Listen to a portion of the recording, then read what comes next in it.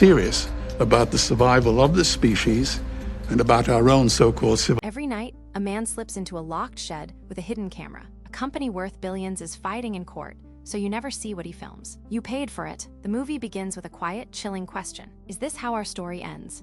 The cleverest species on Earth undone by chasing quick wins while the bigger picture burns. First come the numbers, like alarms in a dark room. 8 billion people now, doubled in 50 years. The hottest year ever recorded. Seas rising faster than the experts guessed. Then it turns strange. Bird flu leaps between species into dairy farms. Wildfires flare in a warming world. 170 trillion pieces of plastic drift in the sea. Scientists say time is nearly out, that we sit at a point of no return. But one expert keeps circling a hidden cause nobody wants to name. That is the real story. We are not above nature. One voice reminds us. We are animals inside an ecosystem. One we inherited from almost 4 billion years of life and are now dismantling in a blink. Here is the first clue. For 15 years, quiet science papers warned that our food system looks exactly like the banking system did just before it crashed. The reason is simple and frightening. Just 4 companies control 90% of the world's grain. Therefore, if one fails, the whole system can fall, and huge numbers of people go hungry. Everyone grows the same crops the same way, with the same seeds. It looks efficient, but it quietly strips out the variety. A living system needs to survive one bad shock. So what is a food system? It is a web tying land. Water, animals, medicine, and money into one fragile chain. Pull a single thread, and everything shifts. One scientist admits his darker fear out loud. On good days, he pictures a sustainable future. On bad days, he pictures a world sliding toward Mad Max. We will be heading to a future where we can live sustainably. At the moment, I think we're heading towards the world of Mad Max. Converging threats, existential threats that will... The rule of the whole machine is speed and profit. It barely matters what is sold, or what it costs our health or the planet, only how fast the money comes in. Then a lifelong naturalist says something he spent years refusing to see. He did not want to believe it, but now he says he cannot unsee it. The single biggest threat to the living world is not oil. It is food production. It is the top cause of vanishing wildlife, falling forests, disappearing species, and drained rivers. On land, it harms the planet worse than the entire fossil fuel industry. To see why, look at the land itself. Watch how much of the whole Earth we hand over to one single purpose. Ranching. It's outdoor cattle keeping. It's transformation of wild ecosystems into a man system, which is cattle pasture. Endless cattle pasture, carved out of land that used to be wild. It is the biggest single reason the wild places are disappearing, and the numbers barely add up. Feed 100 kilos of plant protein to cattle, and you get back only 3. Meat, dairy, and eggs strike the land harder than anything else we do. One expert flips how we see the planet. We call Earth mostly ocean, yet the sea is far larger than that. Around 97% of all the living space there is. At sea, the damage hides below the surface. Watch what the giant fishing nets drag across the ocean floor. There was a study that was published estimated that the amount of carbon which was being released, carbon stores, was equivalent to emissions from whole living seabeds, scraped bare, releasing carbon we believed was locked away for good. It matches the pollution of every airplane on Earth, and the climate may not fail slowly. Cross one hidden tipping point, like the melting ice sheets, and the change turns sudden and unstoppable. Lose Greenland's ice alone, and the seas climb 7 meters. Whole coastlines simply gone. The scientists give it a name. We are living through the 6th mass extinction. 5 came before, each erasing most life on Earth. This one, we are causing ourselves, but raw numbers slide right off people. So the film stops lecturing and starts telling true stories of ordinary people who tried to expose all this, and what it cost them. It even turns to dark comedy. A cheerful cartoon glutton who adores his burgers and shakes. He shrugs that livestock now eat 80% of all farmland, and we have run clean out of room. His fix, just cut down more forest. A joke that stings because it is basically true. The first real story is a former merchant banker. His favorite meal was filet steak and lobster. Then a client sends him to tour one of their businesses, a place where animals become meat. He walks in an ordinary man. Watch what 1 hour inside that place does to him. Well, that day in that storehouse, I was absolute. So I moved out of my profession, involved in a process of learning as much. He walks out and quits his career on the spot. Today, he funds 850 animal projects across 54 countries. He notices something painful about his crowds. Good, kind people fill every hall, longing to change the world, as long as they never have to change themselves. His warning is blunt. Every week, humans raise and end the lives of 2 billion feeling creatures. If we vanished at that speed, our whole species would be gone in 1 weekend. Why is meat so hard to give up? For centuries it meant power, the food of kings. So as countries grow richer, the first thing they reach for is more of it. China shows the pattern at full speed. Rising wealth, rising meat, and with it every risk that factory farming brings, now arriving at a staggering scale. 99% of the meat, eggs, and milk we eat now comes from factory farms. Tens of thousands of animals packed into one steel building, treated as products, not living beings. Behind it all sits a system built since the 70s to feed itself. Vast corporations with the money to make governments do whatever business wants. The second story belongs to a well-known environmental journalist. He walks down to a river, once famous for its wildlife. The instant he reaches the bank, he knows something is horribly wrong. The water is lifeless, and the smell is unbearable. Then he spots a pipe. Watch where it leads him. Dry day. There was shit pouring out of this pipe. Below the pipe, everything was dead. And so I thought, what is it? And so I followed the pipe up the hill.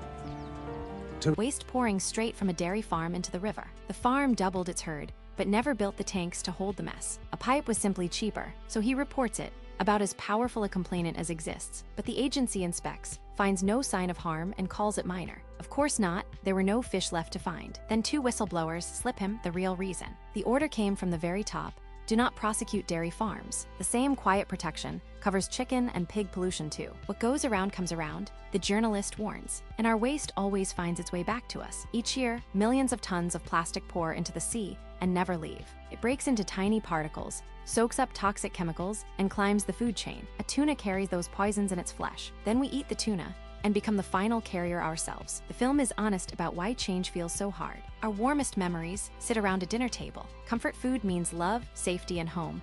It is almost wired into us. Next, the film peels back the friendliest lie of all, the picture on the packaging. Happy hens, green fields, a few animals in the sun. Watch how much of that is actually real. It's totally different to the public image. So for big supermarkets here in the UK, it's got a brand called Willow Farms. You'll see, Willow Farms and these chickens. The big supermarket sells eggs from a brand called Willow Farms. There is no Willow Farms. It never existed. The eggs come from huge steel sheds. The farm is only a drawing. It is a script, they say, lifted straight from the tobacco companies. Cast doubt on the science. Blame the shopper. Fund your own research. And when that fails, lobby and sue. Which brings us back to the man with the hidden camera. His team filmed something so damning that a giant company hauled them into court, not to deny it, but to bury the footage. The company will not even appeal. Instead, it stalls, betting that by the time the footage is ever allowed out, everyone will dismiss it as too old to matter. So who is he? A young investigator who hides behind his camera to stay sane. He keeps telling himself he will get used to it. For years, he creeps into farms and processing plants after midnight, knowing arrest is one wrong step away, planting hidden cameras to record what the industry works so hard to hide. The chicken and turkey farms are grim enough, but the pig farms, he says, are a whole other level. Watch what waits for him behind the door. You step into these places, you smell it. It never leaves your clothes, it never leaves your skin. It's the smell of fear, it's the smell of waste, because these animals... He comes out shaking, changed for good. The smell of fear, he says, never once leaves your skin. Then he hears about the largest pig plant of all, and a method he can barely believe: sealed chambers filled with gas. No one on Earth has ever filmed inside one. No footage anywhere in the world that I could find. The only saying that it was the most humane method of killing. Inside the top of the gas chamber. He climbs to the top of a sealed chamber and aims the camera down at what happens inside. This is the secret they spent millions to keep off your screen. And here is the sickening twist. All of it is completely legal. The industry calls it humane, but the danger does not stay locked inside the sheds. Pack thousands of stressed animals together, and you must dose them constantly with antibiotics, the very medicines that may fail us when we fall ill. The chemicals reach the water too. Some salmon farms pour in drums of a preserving agent, a known cancer risk, just to keep the crowded fish alive. Then comes the warning that should chill everyone. 3 of every 4 new infectious diseases jump from animals to people. COVID, they say, should have finally woken us up. A vet remembers when bird flu was rare. Crowd billions of chickens together, and you hand the virus a laboratory to grow stronger. Now it is mutating fast, spreading into wild animals and dairy cows. Then the newsrooms light up. US. New CDC report on the first severe in the U.S. New cases of the bird flu are raising alarms among human cases across 7 states this year alone. But this week, the first person lost to bird flu, right here this year. A virus needs only one thing to reach us: opportunity. And we hand it one every single day. It has happened before. A virus hiding in a few rare animals learned to leap between humans and circled the whole planet in months. We called it COVID, so the film finally turns from the problem toward the way out. And the answer is almost annoyingly simple. The meat industry is not standing still. It teams up with retailers to target the very shoppers trying to cut back, nudging them to buy even more. You feel powerless, one small person against floods, forests, and a warming sky. But what you put on your plate every single day touches all of it at once. It is why Al Gore, a former vice president who once owned a cattle ranch, went fully plant-based. A pound of meat protein burns 14 times the resources of a pound from plants. A researcher of 50 years shows the payoff. Shift to whole plants, fruit, vegetables, grains, and beans, and the body often begins healing itself. And it works at every age. Athletes keep finding they grow stronger on plants. Proof, they say, that needing meat to be strong was always a myth. The journalist Michael Pollan boils the whole science down to 7 words. Eat food, not too much, mostly plants. That, he says, is nearly all you need to know. There is a reason junk food wins. We are no longer hunter-gatherers but supermarket gatherers, and companies engineer the exact blend of fat, salt, and sugar to switch our cravings on.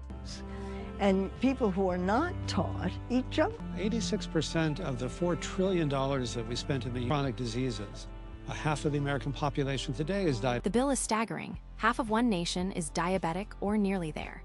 And most of its health spending goes to diseases we could largely prevent with a fork. The warnings on meat are not gentle. Processed red meat is tied to higher risks of several cancers, heart disease, and diabetes. Cutting it is the single biggest win. The science ties it together. That same simple way of eating calms the inflammation behind heart disease, diabetes, and even memory loss. And the body can turn around fast. Switching can feel overwhelming at first, but people describe it as falling back in love with food, the way humans ate for thousands of years, long before factory farms existed. Here is the hard part. There is still a narrow chance to steer away from the worst, but only if we move soon, before the damage locks in for good. And on one point, the science simply will not bend. There is no livable, sustainable future, none, without eating far less meat, dairy, and eggs. The only question left is how we make that shift happen. Real change, the film argues, rises from the bottom up, not by force, but by persuading one person, then another, to choose it for themselves. Change spreads like a pebble dropped in a lake. You never know how far the ripples will travel. In 1975, a philosopher named Peter Singer wrote a small book, Animal Liberation. At first, it barely stirred. Then slowly, it reshaped a whole movement. Liberation. And that book didn't make immediately.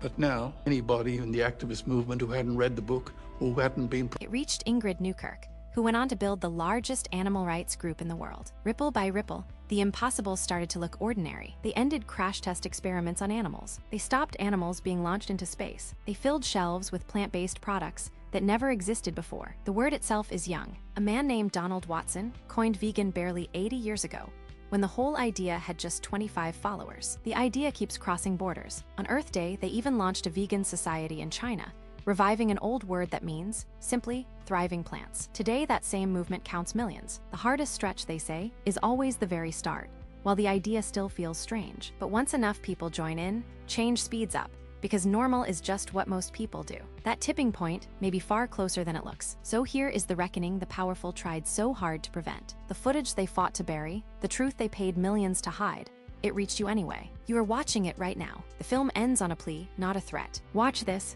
then choose differently, for your own health, for a cooler planet, and for the countless creatures who never